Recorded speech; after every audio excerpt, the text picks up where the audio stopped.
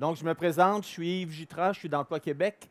Je viens vous parler ce matin d'informations sur le marché du travail. En fait, connaître le marché du travail pour améliorer sa recherche d'emploi. Pour quelqu'un qui est né au Canada, c'est important de bien savoir c'est quoi le marché du travail, c'est quoi les opportunités. Pour quelqu'un qui est né à l'extérieur du pays, c'est encore plus important parce que vous n'avez pas une connaissance depuis la naissance, des fois des choses qui sont peut-être un peu plus informelles, mais que les gens sur place ont des informations. Donc, ce que je viens vous présenter, c'est un petit peu de l'information qui peut vous aider à mieux savoir où trouver de l'emploi, comment s'organiser pour la recherche d'emploi.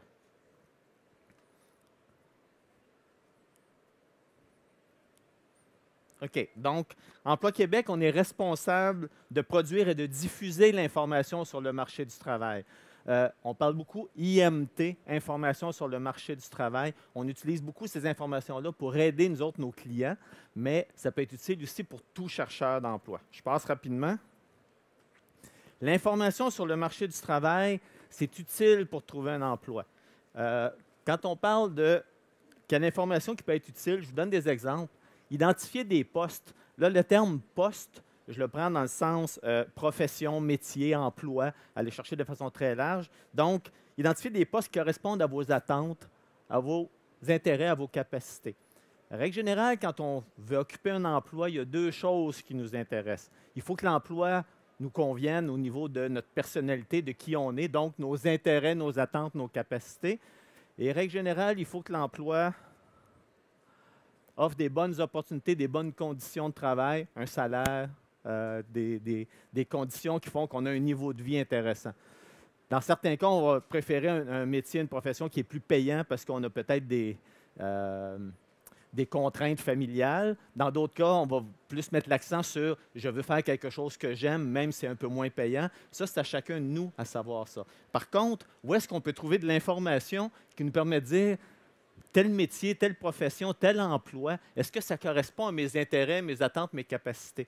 Bien, pour ça, ce qui serait intéressant, ce serait d'avoir des descriptions de tâches.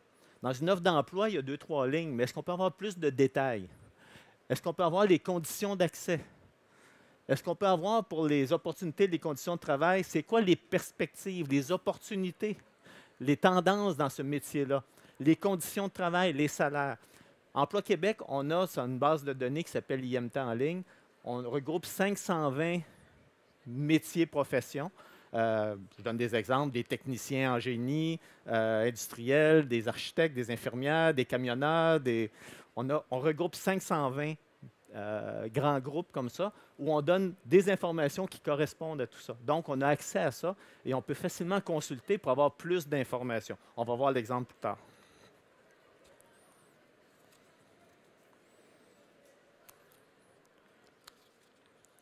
OK. Les informations qu'on retrouve aussi peuvent être utiles quand on prépare notre CV.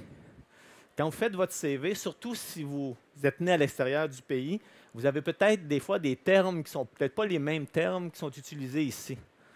C'est quoi les termes qui correspondent quand on fait un CV, là, qui sont les termes qui seraient acceptés au Québec? Comment on se met en valeur? C'est quoi les attentes salariales? Souvent, en entrevue d'embauche, l'employeur vous dit OK, bon, on est rendu à regarder un peu plus en détail. C'est quoi vos attentes salariales? Vous arrivez d'un autre pays, c'est quoi le salaire que gagne un technicien en chimie? Et vous n'avez pas beaucoup d'informations internes. Donc, on peut aller trouver ici sur notre site des informations dans ce style-là. On peut aussi prendre connaissance des offres d'emploi. Exemple, nous, on a ce qu'on appelle placement en ligne. Placement en ligne, c'est un peu comme JobBoom, mais c'est gouvernemental, c'est gratuit. Il y en a qui vont dire JobBoom, c'est gratuit. C'est gratuit pour le chercheur d'emploi, mais l'employeur paye. Le site placement en ligne est utilisé par beaucoup d'employeurs qui vont afficher des postes gratuitement et vous pouvez vous autres consulter ces offres-là. Donc, exemple, je prends l'exemple de placement en ligne. Ça ne veut pas dire qu'il ne faut pas aller voir JobBoom ou les autres. Il faut y aller aussi. Quand on cherche un emploi, on cherche partout. Donc, placement en ligne, bien, oui, on peut soumettre sa candidature, mais il faut aussi vous servir des offres d'emploi qui sont là pour mieux connaître les exigences des employeurs. Les employeurs, ils demandent quoi? Ils exigent quoi comme logiciel? Est-ce qu'ils exigent le bilinguisme? Est-ce qu'ils exigent 5 ans d'expérience? En fonction de ce que vous allez voir, si vous allez voir 30 offres d'emploi et que les 30 disent qu'on veut avoir quelqu'un qui connaît tel logiciel, ben, ça me permet déjà de m'adapter, de me mettre en valeur si je connais ce logiciel-là, ou de dire, ben, ça me manque, je vais aller chercher ce logiciel-là. Donc, c'est très concret. N'hésitez pas à aller chercher des informations qu'on peut retrouver sur les, euh, les sites d'offres d'emploi comme tels. Je continue. On peut aussi se servir de l'information pour explorer d'autres possibilités. Ce que j'appelle ici des emplois connexes. Je suis technicien ou je m'occupe de la comptabilité dans une entreprise. Est-ce que je peux faire les payes? Est-ce que je peux travailler dans une banque? Est-ce que je peux... Des fois, à partir d'un métier, il y a d'autres métiers qui peuvent être connexes, suffisamment rapprochés. J'aurais peut-être pas pensé appliquer dans ces postes-là. Ça peut m'ouvrir des portes aussi. Tout ça, je vais vous montrer des exemples plus concrets un peu plus tard. On a ici aussi ce que j'appelle des emplois étapes. Quand on arrive dans un nouveau pays, peut-être qu'on rêve d'occuper un emploi dans tel type d'entreprise ou à tel niveau. La marche est peut-être haute dans certains cas. Il faut peut-être y aller par étapes. Donc, peut-être dire, ben oui, je rêve de travailler dans telle grande entreprise. En attendant, je vais peut-être travailler dans une plus petite entreprise pendant 1 an, 2 ans. Je prendrai de l'expérience, je ferai mon réseau et je pourrai ensuite augmenter là-dessus. Les candidatures spontanées, on va en reparler aussi. On va voir qu'il y a beaucoup d'opportunités d'emploi qui ne sont pas affichées. OK, on commence par le marché du travail un petit peu. Montréal. Si vous remarquez ici, ça c'est le centre-ville de Montréal. Il y a le fleuve Saint-Laurent, l'autre côté c'est la rive sud. Pourquoi je vous montre ça? Bien, déjà, la grosse différence, la rive sud, des gros édifices, j'en vois pas beaucoup. À Montréal, il y a beaucoup de monde, il y a beaucoup d'emplois, il y a beaucoup de concurrence. Vous cherchez un emploi, il y a un poste qui s'ouvre, vous n'êtes pas tout seul à appliquer sur ce poste-là. Vous êtes en concurrence avec beaucoup de monde. On va voir des chiffres un peu plus.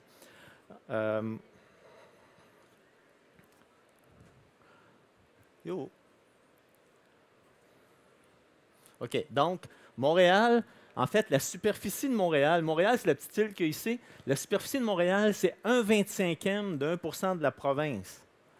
Mais c'est le quart de la population et c'est le tiers de tous les emplois de la province qui sont sur l'île de Montréal. Donc, si une entreprise dit « je cherche un commis comptable », il y a beaucoup de monde qui peut appliquer sur ce poste-là. Il y a beaucoup d'offres de commis comptables qui vont arriver par rapport à d'autres régions, mais c'est comme s'il y a une course, il y a beaucoup de trophées au bout, mais c'est le marathon, là, on part une gang. Là. Fait que comment s'assurer que nous autres, on se rend les premiers? C'est là que, quand on connaît bien le marché du travail, on peut mieux ajuster notre recherche d'emploi. Donc, n'oubliez pas, la concurrence, c'est important. Des opportunités d'emploi. Les économistes d'Emploi Québec font des prévisions à chaque année.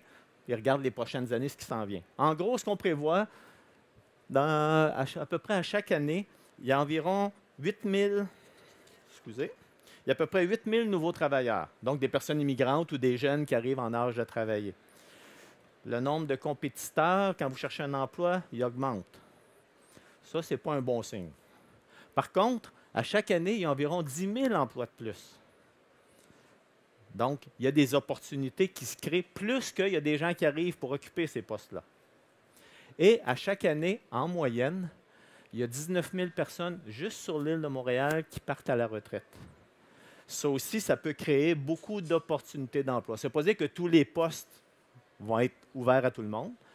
Une entreprise qui dit, bon, mais c'est un directeur qui part à la retraite, c'est peut-être l'assistant qui va prendre son poste, c'est peut-être un professionnel qui va devenir assistant, et finalement, on a peut-être besoin d'un technicien au bout de la ligne, mais ça crée quand même beaucoup d'opportunités d'emploi. Donc, il y a 8 000 personnes de plus pour occuper peut-être 25 000 postes. C'est bon signe pour le chercheur d'emploi. Montréal. On a tendance à penser des fois que Montréal, c'est comme la place où il y a beaucoup de grandes entreprises. Si on regarde Montréal, 60 000 entreprises, la moitié de ces entreprises-là ont moins de 5 employés. Il y a un dépanneur, un petit café à quelque part, un petit restaurant, un service un comptable qui a son petit bureau. Beaucoup beaucoup de personnes, beaucoup d'entreprises sont très petites. Les grandes entreprises, 100 employés et plus, puis 100, c'est quand même pas une immense entreprise, c'est 3 c'est à peu près 1800 entreprises à Montréal. Et si je vous demandais dans quelle taille d'entreprise vous aimeriez travailler, je suis pas mal sûr que vous diriez, je veux travailler dans une grande entreprise. Parce que les grandes entreprises, règle générale, ils offrent des bons salaires, des bonnes conditions, il peut y avoir des assurances, il peut y avoir un paquet de facteurs qui font que la grande entreprise donne souvent même l'image que les emplois sont plus stables. Ce qui est plus ou moins vrai, on entend parler souvent de mise à pied même dans les grandes entreprises. Mais supposons que vous voulez travailler à la Banque nationale. La Banque nationale ouvre un poste, il dit « Je cherche un comptable ». Vous êtes comptable. Vous appliquez sur le poste. Vous êtes en compétition avec qui? Avec beaucoup de monde qui ont leur diplôme ou qui ont fini leur cours de comptable et beaucoup de gens qui travaillent déjà dans des plus petites entreprises qui vont appliquer sur ces postes-là aussi. Soit parce que ça va être plus proche, soit parce que ça va être plus payant. Ils vont avoir un avantage à aller là. Donc, vous êtes en compétition avec des chercheurs d'emploi qui n'ont pas d'emploi et vous êtes aussi en compétition avec des gens qui occupent déjà un emploi, qui ont de l'expérience, qui ont un réseau, qui ont des références. Même si vous rêvez de travailler dans une grande banque, peut-être que, quand je disais tantôt des emplois par étapes, peut-être que quand il y a des opportunités dans des plus petites entreprises, ça vaut la peine d'explorer ce volet-là. Peut-être d'aller travailler dans une plus petite entreprise qui a 20-25 employés. Si vous remarquez ici, là, les 5 à 100 employés à peu près, c'est pas loin de 40 Puis en fait, si on prend les 20 à 99, c'est 13 c'est quand même un nombre important. Là, on parle d'à peu près 20 000 entreprises qui ont entre 20 et 100 employés. Et vous travaillerez peut-être là pendant 6 mois, 1 an, 2 ans. Et là, il y a un poste qui rouvre dans une autre entreprise. Vous n'êtes pas attaché dans cette entreprise-là où vous travaillez. Vous pourrez toujours appliquer sur le poste. Là, vous aurez de l'expérience, vous connaissez peut-être les logiciels, vous aurez peut-être beaucoup plus d'avantages pour l'employeur ici qui vous choisissent. Donc, n'hésitez pas à regarder dans les plus petites entreprises. Les plus petites entreprises, pour vous donner une idée, il y a autant de personnes qui travaillent dans les grandes entreprises qu'il y en a qui travaillent dans les entreprises d'à peu près 10 à 100 employés. Okay, on parle d'à peu près 450 000 personnes qui travaillent dans les grandes ici, 450 000 travaillent dans le quart qu'il y a ici. Là. Donc, il y a à peu près autant d'opportunités en gros. Là. Je simplifie un peu. Une grosse différence aussi entre les petites et moyennes entreprises ici, ce qu'on appelle des PME et les grandes, c'est qu'ils n'ont pas la même façon d'embaucher du monde. Une grande entreprise comme la Banque nationale a un département des ressources humaines. Vous voulez appliquer, il y a comme une procédure, ils acceptent des CV. Eux autres, ils cherchent un poste, ils vont envoyer ça à eux autres vont passer des entrevues, ils vont faire le premier écrémage, ils reçoivent 250 CV, ils vont peut-être en choisir une dizaine qu'ils vont envoyer ensuite au département qui ont besoin de la personne. Dans les plus petites et moyennes entreprises, il y a rarement un département des ressources humaines qui est très structuré. Okay, souvent, c'est le patron ou son adjoint qui s'occupe aussi de tout le volet ressources humaines. Mais en même temps, il est peut-être en charge de la production ou de la livraison. Fait il n'est pas à temps plein là-dedans, ce n'est pas un spécialiste. Donc, souvent, ils vont essayer de trouver d'autres façons de trouver du monde. C'est quoi ces façons-là? Une enquête qui a été faite par Emploi Québec il y a quelques années, mais on ne pense pas que ça a changé tant que ça depuis ce temps-là. Une enquête qui a été faite pour l'ensemble de la province. Ils demandaient aux employeurs, c'est quoi la façon que vous utilisez quand vous avez à recruter quelqu'un? Et on va voir des différences entre les grandes entreprises et les moyennes entreprises. Le bouche à oreille. Je ne suis pas sûr que la Banque nationale, quand ils ont besoin d'un comptable, ils vont en parler à tout le monde. Ils ont leur département des ressources humaines, ils envoient ça là. Par contre, une petite entreprise qui a 25 employés, qui a besoin de quelqu'un pour tenir la comptabilité dans leur entreprise, ils vont utiliser le bouche à oreille. Donc, ils vont en parler. Ils vont en parler à leurs fournisseurs, à leurs clients, à leurs employés, s'ils sont si le propriétaire est dans une chambre de commerce ou il est dans un regroupement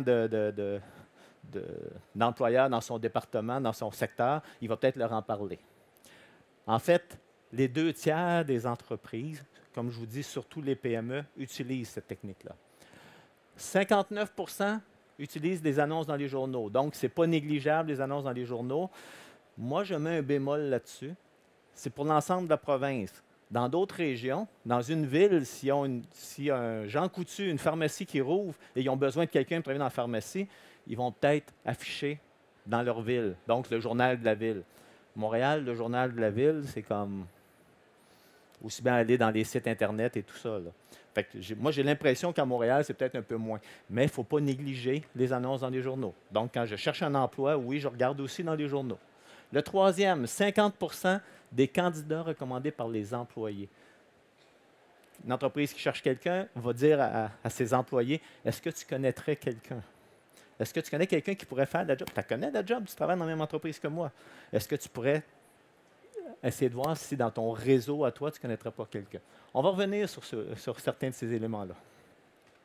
Des banques de CV non sollicités. 47 presque la moitié utilisent ça. Ça veut dire quoi, une banque de CV non sollicités? C'est ce qu'on appelle excusez, des candidatures spontanées souvent. Okay, moi, je suis propriétaire d'une petite entreprise, j'ai 25 employés. Il y a quelqu'un qui m'appelle, bonjour, je m'appelle Julie, je viens de terminer mon cours en comptabilité. Avez-vous besoin de quelqu'un? Non, mon équipe est stable. Est-ce que je peux quand même passer, vous porter mon CV? Je passe demain pas loin de votre entreprise, puis j'aurai 10 minutes. Bon, si vous venez 10 minutes à 10 heures, pas de problème. Le lendemain, je la rencontre, je prends son CV, une poignée de main, on jase 5-10 minutes.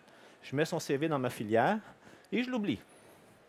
Et 2 mois après, ma personne en charge de la comptabilité me dit « J'ai gagné 15 millions à la loterie, je m'en vais dans une semaine. » Ou peu importe la raison, on va souhaiter que c'est cette raison-là.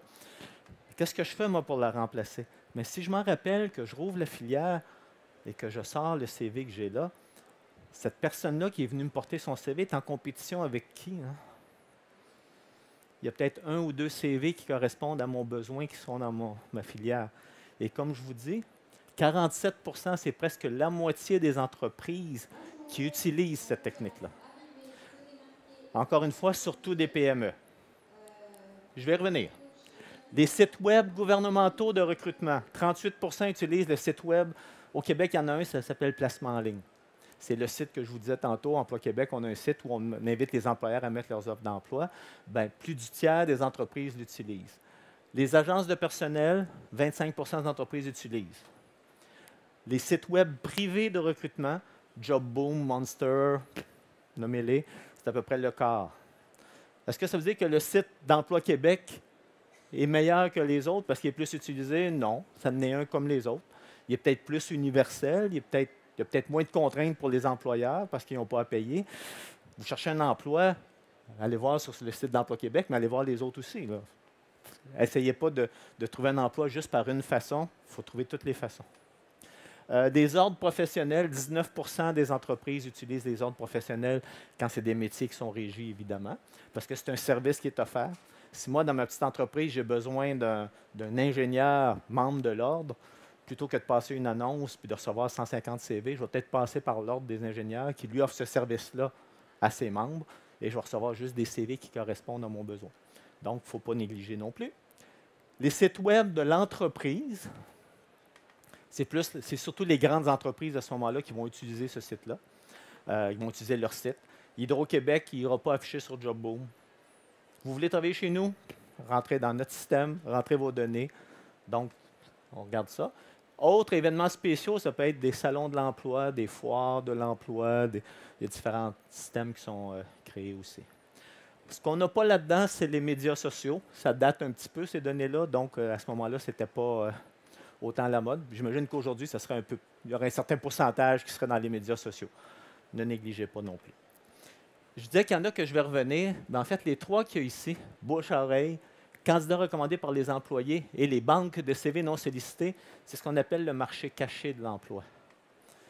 Les données d'Emploi Québec, pour un emploi qui est affiché sur les sites web ou dans les journaux, il y a 5 à 6 emplois qui sont comblés sans être affichés. Soit à l'interne, soit parce que c'est le bouche-oreille ou des candidats recommandés par les employés, ou soit parce que j'ai trouvé quelqu'un dans ma banque de CV. Donc, quand vous cherchez un emploi, oui, vous regardez les journaux, vous allez sur les sites, vous faites toutes les démarches, mais aussi faites-le savoir aux gens. Le bouche-oreille, puis les candidats, des gens qui travaillent dans des entreprises, si vous leur faites savoir, vous cherchez un emploi. Okay? C'est le printemps, les équipes sportives vont commencer. Vos enfants vont peut-être aller jouer au soccer. Vous êtes sur le bar, il y a d'autres parents à côté. Vous cherchez un emploi en comptabilité, sans dire, je me promène avec une pancarte en disant, je cherche un emploi en comptabilité. Vous jasez un peu, qu'est-ce que tu fais de bon? Là, finalement, actuellement, je suis en recherche d'emploi. Juste le dire. Et peut-être que cette personne-là, dans son entreprise ou dans son réseau, elle va entendre parler éventuellement de quelqu'un qui cherche un emploi, qui cherche un candidat. Elle va peut-être dire, ben, je connais quelqu'un, je vais y en parler.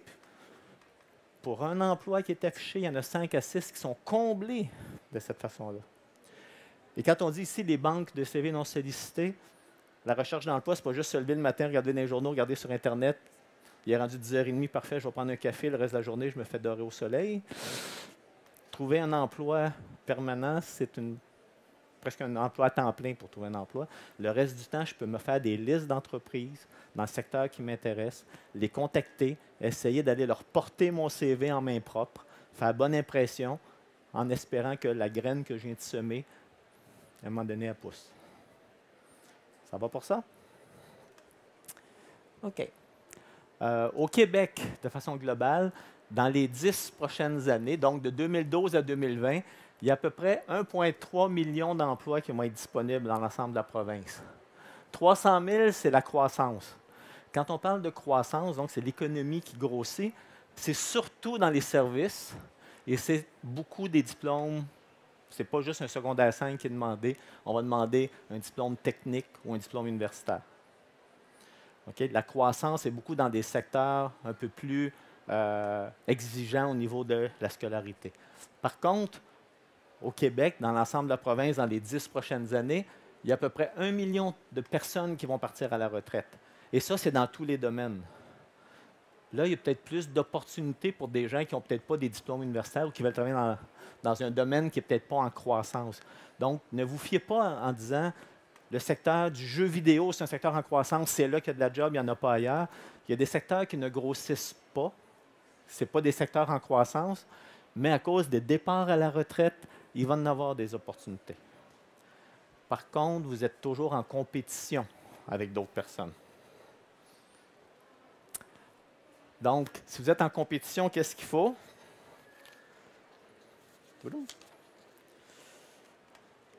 Donc, pour vous, il faut que vous connaissiez les compétences de base. Au Québec, on demande certains niveaux de scolarité, être capable d'écrire, de parler, de compter, peut-être d'être bilingue, dépendant des métiers, tout ça.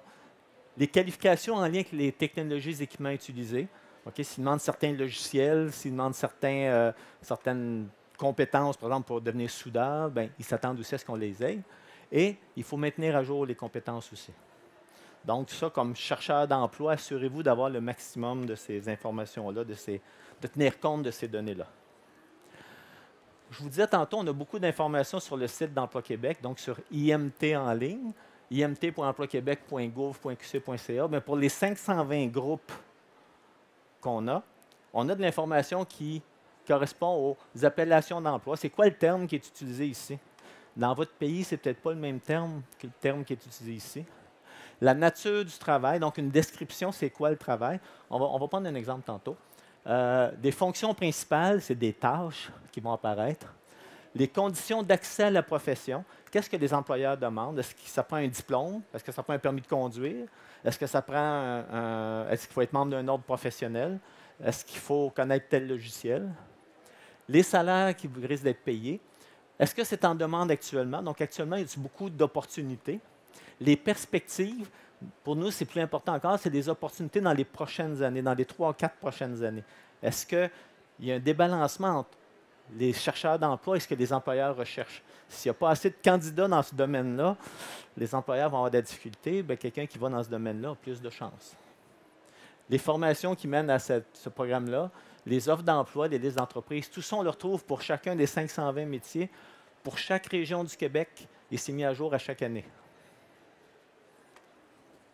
Je vous parlais des perspectives professionnelles, c'est les opportunités dans les 3, 4, 5 prochaines années. On tient compte là-dedans pour chaque métier. Je vais prendre l'exemple de commis comptable. J'ai pris cet exemple-là depuis le début. On va regarder les créations d'emplois. Il y a combien d'employeurs qui vont avoir besoin de nouveaux commis comptables parce que les entreprises grossissent. Combien de gens partent à la retraite dans et qui occupent des postes de commis comptable. Combien de gens étudient dans ce domaine-là? Et on regarde, est-ce que ça s'équilibre à peu près? Si ça s'équilibre, on va dire que les perspectives sont acceptables, les chances de se trouver un emploi sont modérées, sont en moyenne. Il y a une course, on a un certain nombre à partir, mais il y a des opportunités au bout. Ce ne sera peut-être pas la première course à laquelle je vais participer que je vais gagner. Si j'ai tout ce qu'il faut, éventuellement, je vais me trouver un emploi. Dans certains cas, les perspectives sont au-dessus de la moyenne. Il y a un déséquilibre. Les employeurs en ont besoin d'un certain nombre. On est moins nombreux à partir. Donc, mes chances dans ce temps-là sont plus élevées que la moyenne. Et dans d'autres cas, c'est restreint, mes chances sont faibles. Exemple, si je suis opérateur de machines à coudre industrielle, au Québec, ce n'est pas un secteur qui est très en croissance, au contraire. Donc, mes chances de me trouver un emploi sont très faibles parce que les entreprises fabriquent beaucoup moins de vêtements ici. Ça ne veut pas dire qu'il n'y en a pas. Le Cirque du Soleil, peut-être qu'ils font les vêtements à Montréal, mais ce n'est pas comme dans le temps où il y avait des milliers de personnes dans ce domaine-là. Donc, tout ça, c'est des éléments qui sont pris en compte. Vous n'avez pas, vous autres, essayé de faire des analyses.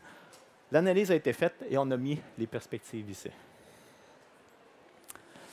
Où trouver d'autres informations? Parce que là, il me reste à peu près 5 minutes. Donc, il y a la base de données IMT en ligne. Je vous donne l'adresse ici. Si vous ne voulez pas la prendre en note, je vous le dis tout de suite, là, on va y revenir tantôt. Il y a un kiosque d'Emploi Québec ici. Vous pourrez aller chercher, vous allez pouvoir trouver de la documentation. Donc, sur le site IMT en ligne, j'ai fait une petite simulation de 4-5 imprimés écran parce qu'on n'a pas accès à Internet. Je vais vous montrer ce que ça peut avoir là. Il y a le site d'Emploi Québec. Le site d'Emploi Québec, ce qui est intéressant, c'est que c'est des informations un peu plus générales, mais entre autres, vous avez accès à un document qui va être sous format électronique, évidemment, qui est un guide pratique de recherche d'emploi qui a à peu près 45 pages et qui est vraiment simplifié avec les choses standards. Exemple, des exemples de CV dedans, comment on procède pour faire justement la recherche d'emploi au niveau des les emplois cachés. Donc, il y a beaucoup d'informations que vous pouvez consulter sur le site. Et ce n'est pas un gros document. Vous allez à la grande bibliothèque, vous dites, je fais une recherche d'emploi, comment faire mon CV. Il va m'arriver avec 50 documents de 200 pages chaque. Vous mettez plus l'accent sur votre recherche d'emploi que sur la lecture de tous ces documents-là. À moins que vous soyez dans un domaine très spécialisé. Mais ça, au moins, ça donne une bonne base. Il y a un site aussi qui s'appelle travailimmigrant.com. Mais ça, comme je vous dis, sur le site d'Emploi Québec, en y allant, vous allez avoir accès. Vous allez pouvoir noter les adresses, mais c'est vraiment axé, c'est vraiment un site qui donne beaucoup d'informations pour les immigrants comme tels. Et finalement, au kiosque d'Emploi Québec, comme je vous disais tantôt, il y a un kiosque là, dans la section, c'est à peu près au milieu du salon ici, dans la partie à gauche là-bas. C'est la section gouvernementale du gouvernement du Québec. Il y a deux tables de travail où il y a des gens d'Emploi Québec qui sont là, qui vont pouvoir vous aider, vous répondre à vos questions. OK. Donc, je vous disais tantôt, j'ai fait un genre de simulation d'IMT en ligne. On n'a pas accès à Internet. Ça, c'est le site d'Emploi Québec. Quand je rentre sur le site emploiquebec.net, le guide que je vous montrais tantôt, vous voyez ici, guide pratique de recherche d'emploi. Je pourrais chercher d'autres informations en allant par région, tout ça, mais c'est plus des données pour les économistes. C'est plus global comme information. Ce qui m'intéresse plus, moi, c'est d'aller sur le site IMT en ligne. Je vais y aller tout de suite. IMT en ligne qui est ici. S'informer sur le marché du travail. Quand j'arrive sur ce site-là, il y a différentes façons de chercher dans notre base de données. Habituellement, la façon la plus standard, c'est d'y aller par métier-profession. Au départ, c'est l'ensemble du Québec. L'ensemble du Québec, c'est un peu grand, on le voyait tantôt. Donc, je suppose que je mets Montréal. Je prends l'exemple de programmeur. On m'affiche programmeur. Okay? Actuellement, il y a 3 professions qui correspondent à programmeur. Je vous parlais d'emplois connexes. Ça peut être ici des emplois connexes dans certains cas. Je suis programmeur, donc ce serait le volet ici. Mais est-ce que je pourrais être programmeur CFAO? Il faudrait que j'aille le voir. Qu'est-ce que c'est? Dans l'exemple programmeur, c'est vraiment le premier qui m'intéresse. J'ai la description détaillée ici. Donc, ça me donnerait de l'information. C'est quoi les qualifications requises, l'origine des besoins de main-d'œuvre. Je passe rapidement. On m'a fait signe qu'il reste 2 minutes. La nature du travail, ça fait quoi un programmeur? Et surtout, si vous arrivez d'un autre pays, allez vérifier que ce que vous pensez que c'est comme métier, ça correspond bien à ce que vous faites. Un comptable en France qui arrive ici et qui cherche, il envoie ses CV à toutes les offres de comptables, il ne sera jamais convoqué. Parce que le comptable en France, c'est le commis comptable ici. Notre comptable à nous, c'est le comptable expert en France. Fait qu'il va perdre son temps. Donc, allez vérifier ici que ça correspond bien. Si je descends plus bas, les fonctions principales, ça fait quoi un programmeur dans ce cas-là? C'est des tâches. Vous voulez faire votre CV, qu'est-ce que je mets comme information? Vous venez vérifier là-dedans ce que vous savez faire. Peut-être pas faire un copier-coller, mais vous le mettez dans votre CV. On a des caractéristiques principales, les conditions d'accès à la profession, des appellations à ne pas confondre. Là aussi, ça peut être d'autres opportunités, comme vous avez des emplois connexes. Exemple, est-ce que je suis programmeur, est-ce que je pourrais être un analyste consultant ou est-ce que je peux être un concepteur web? Peut-être que oui. En cliquant là-dessus, je me retrouve avec toutes les informations aussi. Je rentre dans un autre groupe des 520 groupes que je vous disais. S'il y a des associations professionnelles, des ordres professionnels, des regroupements, les liens vont apparaître aussi. Ça, j'étais dans la première page. Je passe rapidement à la deuxième page. Les perspectives à Montréal sont favorables. Je vous disais tantôt, mes opportunités sont quoi? Bien, favorables, je me retrouve ici à dire c'est dans le bon sens. Salaire et statistiques. Si je clique dessus, ça donne c'est quoi le salaire et j'ai des taux horaires ici. Si j'ai aucune expérience, je commence à travailler, bien, j'ai au moins une idée combien ça devrait gagner quelqu'un qui n'a pas beaucoup d'expérience. Donc, si l'employeur me demande c'est quoi vos attentes salariales, bien, je peux déjà au moins avoir une idée ici. Si j'ai moyennement d'expérience, je peux aller dans des chiffres qui sont plus dans la moyenne ici. Programmes de formation liés, des programmes de formation au niveau collégial. Le lien se ferait vers le réseau d'éducation. Je pourrais aller consulter ces informations-là. Placement en ligne, je pourrais aller sur le site placement en ligne, aller chercher aussi, y a-t-il des offres d'emploi actuellement? Je vais le passer rapidement, mais vous voyez, je peux avoir accès à toutes les offres d'emploi, aller voir qu'est-ce que c'est, les exigences, scolarité, années d'expérience.